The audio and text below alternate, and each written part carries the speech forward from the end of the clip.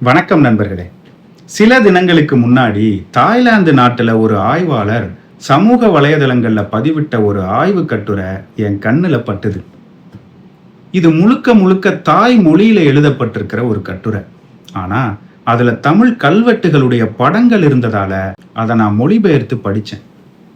அந்த ஆய்வு தென் தாய்லாந்து பகுதியில் இருக்கிற மக்களுக்கு தமிழர் டிஎன்ஏ இருக்குன்னு சொல்லுது. இன்னைக்கு வீடியோவில் தாய்லாந்து ஆய்வாளர் திரு தானாபதி வருண்ஸ்ரீ அவர்களுடைய ஆய்வை பற்றி தான் பார்க்க போகிறோம். இந்த வீடியோவில் அந்த ஆய்வை பற்றி நமக்கு அவர் விளக்க இருக்கார். மறக்காம இந்த வீடியோவை முழுமையாக பாருங்க. பல அரிய தகவல்கள் நமக்கு காத்துட்டு இருக்கு. வணக்கம். எங்களோடு இணைஞ்சதுக்கு நன்றி. நான் கொஞ்சம் தாய்மொழியிலையும் பேசுவேன். உங்க ஆய்வு கட்டுரை ரொம்ப அருமையா இருந்தது. நீங்களே அதை பத்தி கொஞ்சம் சொல்லுங்களேன். வணக்கம் திரு ரஞ்சித் குமார். என் பெயர் தனபதி வருண்ஸ்ரீ. நான் தாய்லாந்தைச் சேர்ந்த வரலாறு மற்றும் தொல்லியல் ஆய்வாளர். குறிப்பாக மதம், பண்டைய வணிகர்கள் மற்றும் கலாச்சார பரிமாற்றங்கள் தொடர்பான என் கருத்துக்களை பொது தளங்களில் தொடர்ந்து பகிர்ந்து வருகிறேன். சமீபத்தில் நான் எழுதிய கட்டுரையை பற்றி சொல்ல வேண்டும். டிஎன்ஏவை பற்றிய அறிவு எனக்கு இருக்கிறது, ஆனால் அதை முழுமையாக புரிந்து கொள்வது மிகவும் கடினம். டிஎன்ஏவை புரிந்து கொள்ள நான் தொடர்ந்து முயற்சி செய்து வருகிறேன். ஆனால் இப்போது நமக்கு தொழில்நுட்பத்தின் உதவி இருக்கிறது. மேலும் டிஎன்ஏ ஆய்வு செய்யும் ஒரு நண்பரிடமும் நான் கருத்தை பெற்றேன். குறிப்பாக செயற்கை நுண்ணறிவு AI நமக்கு உதவுகிறது. நமக்கு புரிந்து கொள்ள கடினமான பல விஷயங்களை எளிதாக புரிந்து கொள்ள அது மிகவும் உதவியாக இருக்கிறது. தொடர்ச்சியாக நான் வரலாற்று ஆய்வுகள் செய்து வந்தபோது ஒரு சுவாரஸ்யமான விஷயம் தெரிய வந்தது. அது தமிழர்களுக்கும் தென் தாய்லாந்து மக்களுக்கும் உள்ள தொடர்பை பற்றியது. ஏற்கனவே வெளியான டிஎன்ஏ ஆய்வுகள் தென் தாய்லாந்தில் வாழும் பலருக்கு இந்திய மரபணு, குறிப்பாக தமிழ் மரபணு இருப்பதை காட்டுகின்றன.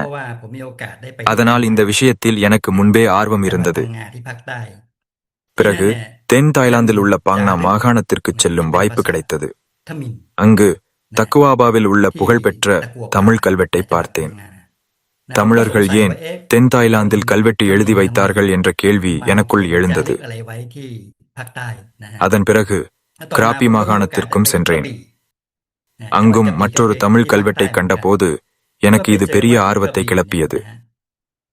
அது ஒரு பொற்கொள்ளரின் உரைக்கல்லில் பொறிக்கப்பட்டிருந்தது. அதில் அந்த பொற்கொள்ளரின் பெயர் எழுதப்பட்டிருந்தது. அவருடைய பெயர் என்ன? மன்னிக்கவும், தமிழ் பெயர்களை சரியாக உச்சரிக்க எனக்கு கொஞ்சம் சிரமமாக இருக்கிறது. ஆமாம், மிக்க நன்றி. இனி அந்த பெயர் எனக்கு நினைவில் இருக்கும். தமிழர்கள் ஏன் இவ்வளவு தூரம் தென் தாய்லாந்துக்கு வந்தார்கள் என்ற கேள்வி எனக்குள் தொடர்ந்து எழுந்தது. அதுதான் இந்த விஷயத்தை இன்னும் ஆழமாக ஆராய என்னை தூண்டியது. சமீபத்தில் பெட்சபுரியில் கண்டுபிடிக்கப்பட்ட தங்க மோதிரம் பற்றிய செய்தியை நீங்கள் அனைவரும் கேள்விப்பட்டிருப்பீர்கள். பெட்சபுரி தென் தாய்லாந்தின் மேல் பகுதியில் சற்று வடக்கே அமைந்துள்ளது. ஆனால் அதுவும் அதே புவியியல் பகுதியின் ஒரு பகுதிதான். அந்த மோதிரத்தில் உள்ள பொறிப்புகளை வட இந்தியாவின் அசோகர் கால பிராமி எழுத்துக்களுடன் ஒப்பிட்டு தாய்லாந்து அறிஞர்களே முதலில் வாசித்தார்கள். அவர்கள் அதை பிராகிருத மொழியில் இருப்பதாக கூறினார்கள். ஆனால் சில எழுத்துக்கள் அந்த வாசிப்புடன் சரியாக பொருந்தவில்லை. அதனால் நானும் என்னுடைய கருத்தை பதிவு செய்தேன். இது வட இந்திய மொழியாக இருக்க வாய்ப்பு குறைவு. பிராகிருதத்தை விட இது தமிழில் இருக்க அதிக வாய்ப்பு இருப்பதாக நான் நினைக்கிறேன். தென் தாய்லாந்துக்கும் தமிழ்நாட்டுக்கும் நெருங்கிய தொடர்பு இருந்தது என்பது நமக்கு தெரியும். பெட்சபுரியும் தென் தாய்லாந்தின் ஒரு பகுதிதான். அதனால் அந்த மோதிரத்தில் உள்ள கல்வெட்டும் தமிழில் இருக்க முடியுமா என்று நான் யோசிக்க ஆரம்பித்தேன். இங்கு அவர்களின் பிராமி வாசிப்பு இன்னும் அதிகாரப்பூர்வமாக ஏற்றுக்கொள்ளப்படவில்லை. அதனால் தென் தாய்லாந்து மக்களுக்கும் தமிழர்களுக்கும் என்ன தொடர்பு இருந்தது என்ற கேள்வி எனக்குள் எழுந்தது. அந்த கேள்விதான் என்னை டிஎன்ஏ ஆய்வை நோக்கி அழைத்துச் சென்றது. அது எனக்கு புரிந்து கொள்ள சற்று கடினமான விஷயமாக இருந்ததால் டிஎன்ஏ ஆய்வில் நிபுணத்துவம் பெற்ற என் நண்பரின் உதவியை நாடினேன். அதேபோல் ஏஐ தொழில்நுட்பமும் இதில் பெரிதும் உதவியது. ஒரு காலத்தில் கலிங்கப் போருக்குப் பிறகு கலிங்க மக்கள் தாய்லாந்துக்கு தப்பி வந்தார்கள் என்ற ஒரு கருத்தை பற்றி கேள்விப்பட்டேன். அசோக மன்னர் கலிங்கத்தின் மீது போர் தொடுத்து லட்சக்கணக்கான மக்களை கொன்றதாகவும் அதனால் பலர் தென் தாய்லாந்துக்கு தப்பி வந்ததாகவும் அந்த கதை கூறுகிறது. ஆனால் இது போன்ற கதைகள் எவ்வளவு பரவலாக இருந்தாலும் வரலாறு ஆதாரங்களையும் உண்மைகளையும் அடிப்படையாக கொண்டிருக்க வேண்டும். இதை பற்றி இளம் தலைமுறை வரலாற்று ஆய்வாளர்களுடன் நான் விவாதித்தேன். அதுதான் என்னை டிஎன்ஏ அடிப்படையிலான ஆய்வை மேற்கொள்ளத் தூண்டியது. அந்த ஆய்வின் முடிவுகள் இந்த கதைக்கு ஆதாரம் இல்லை என்பதை காட்டின. இது போரிலிருந்து தப்பி வந்த மக்களின் வரலாறு அல்ல, ஒரு கதையாகவே இருக்கிறது. உண்மையில் தென் தாய்லாந்துக்கும் தென்னிந்தியாவுக்கும் இடையே தொடர்ந்து வணிகத் தொடர்புகள் இருந்தன என்பதற்குத்தான் ஆதாரங்கள் கிடைக்கின்றன. வணிகர்களும் பொற்கொள்ளர்களும் தங்கத்தை வாங்கவும் விற்கவும் அதன் தரத்தை சோதிக்கவும் இங்கு வந்தனர். சுமார் 2000 ஆண்டுகளுக்கு முன்பே தென்னிந்திய தமிழ் வணிகர்கள் இந்த பகுதியில் தீவிரமாக வணிகம் செய்து வந்தனர். அவர்கள் இங்கிருந்து தங்கம், தகரம், சில வகை வாசனைப் பொருட்களை வாங்கிச் சென்றார்கள். அதற்கு பதிலாக மணிகள், முத்துக்கள், விலைமதிப்புள்ள கற்கள் மற்றும் பிற மதிப்புமிக்க பொருட்களை கொண்டு வந்தார்கள். இந்த வணிகர்கள் பருவக்காற்றை நம்பித்தான் கடல் பயணம் செய்தார்கள். திரும்பிச் செல்ல வேண்டுமென்றால் பருவக்காற்று மீண்டும் மாறும் வரை இங்கேயே காத்திருக்க வேண்டியிருந்தது. அதனால் பருவக்காற்று மாறும் வரை அவர்கள் இங்கேயே தங்க வேண்டியிருந்தது. சில நேரங்களில் இந்த காத்திருப்பு 4 முதல் 6 மாதங்கள் வரை நீடித்தது. இவ்வளவு நாட்கள் தென் தாய்லாந்தில் தங்கியிருந்ததால் அங்குள்ள மக்களுடன் நெருங்கி பழகும் வாய்ப்பு அவர்களுக்கு கிடைத்தது. அந்த காலத்தில் சிலர் உள்ளூர் பெண்களுடன் காதலில் விழுந்து பின்னர் குடும்ப வாழ்க்கையையும் தொடங்கியிருக்கிறார்கள். சில வணிகர்கள் பாதுகாப்புக்காக ஆயுதம் ஏந்திய வீரர்களுடன் பயணம் செய்தார்கள் என்று கல்வெட்டு ஆதாரங்கள் சொல்கிறது. அவர்களும் வணிகர்களுடன் சேர்ந்து அங்கேயே தங்கியிருந்தார்கள். காலப்போக்கில் வணிகர்களும் அவர்களுடன் வந்த பாதுகாப்பு வீரர்களும் சிலர் உள்ளூர் பெண்களை திருமணம் செய்து அங்குள்ள சமூகத்தோடு கலந்துவிட்டார்கள். இதை எப்படி உறுதியாக சொல்ல முடியும்? அதற்கான பதில் டிஎன்ஏ ஆய்வில்தான் இருக்கிறது. பாங்னா, சுரத் தானி, தெற்கு கிராபி பகுதிகளில் வாழும் மக்களிடம் இந்திய வம்சாவளியைச் சேர்ந்த தந்தை வழி Y குரோமோசோம் காணப்படுகிறது. இது ஆண்கள் மூலமாக மட்டுமே அடுத்த தலைமுறைக்கு செல்கிறது. பண்டைய கடல் வணிகத்தை பார்த்தால் இது மிகவும் பொருத்தமாக இருக்கிறது.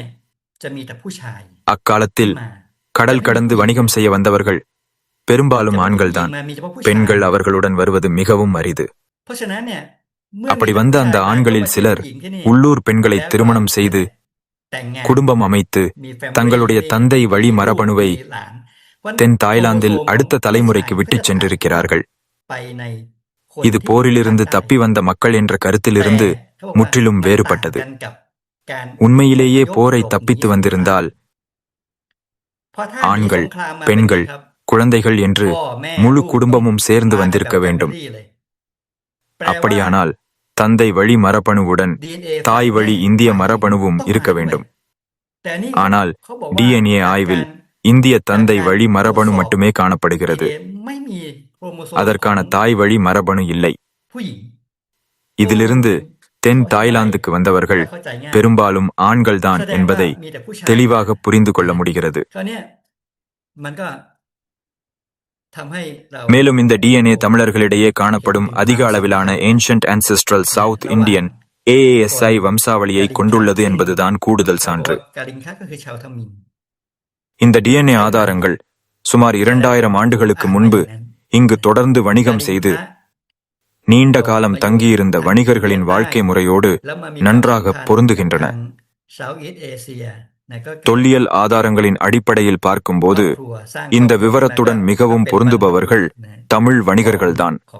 கிபி 3ஆம் நூற்றாண்டைச் சேர்ந்த பெரும்பத்தன் உரைக்கல் ஒரு தமிழ் பொற்கொள்ளர் இங்கு வாழ்ந்ததை காட்டுகிறது. அவர் தங்க நகைகள் செய்திருக்கலாம் அல்லது வணிகத்திற்காக வந்த தங்கத்தின் தரத்தை சோதித்திருக்கலாம். அதேபோல் கிபி 9ஆம் நூற்றாண்டைச் சேர்ந்த தக்வாபா கல்வெட்டு தமிழ் வணிக குழுக்கள் ஒரு கோவிலும் ஒரு குளமும் அமைத்ததை பதிவு செய்கிறது. மேலும் அவர்கள் பாதுகாப்புக்காக ஆயுதம் ஏந்திய காவலர்களுடன் வந்ததையும் அந்த கல்வெட்டு குறிப்பிடுகிறது. இந்த எல்லா ஆதாரங்களையும் சேர்த்து பார்க்கும்போது தமிழ் வணிகர்கள் தென் தாய்லாந்தில் நீண்ட காலமாக வாழ்ந்த சமூகங்களை உருவாக்கியிருந்தார்கள் என்பதை வலுவாக காட்டுகிறது. இங்கு மட்டுமில்லாமல் தென்கிழக்கு ஆசியா முழுவதுமே தமிழ் வணிகர்கள் அந்த காலகட்டத்தில் ஆதிக்கம் செலுத்தியதை காட்டுகிறது. பர்மா, இந்தோனேஷியா, மலேசியா, சிங்கப்பூர், ஏன் சீனா வரை இவர்களுடைய தாக்கத்தையும் வரலாற்று சான்றுகளையும் பார்க்க முடிகிறது. தாய்லாந்து உட்பட தென்கிழக்கு ஆசியாவின் எழுத்து முறையும் தமிழகத்தில் இருந்து வந்த பல்லவ எழுத்துக்களில் இருந்தே தோன்றியது.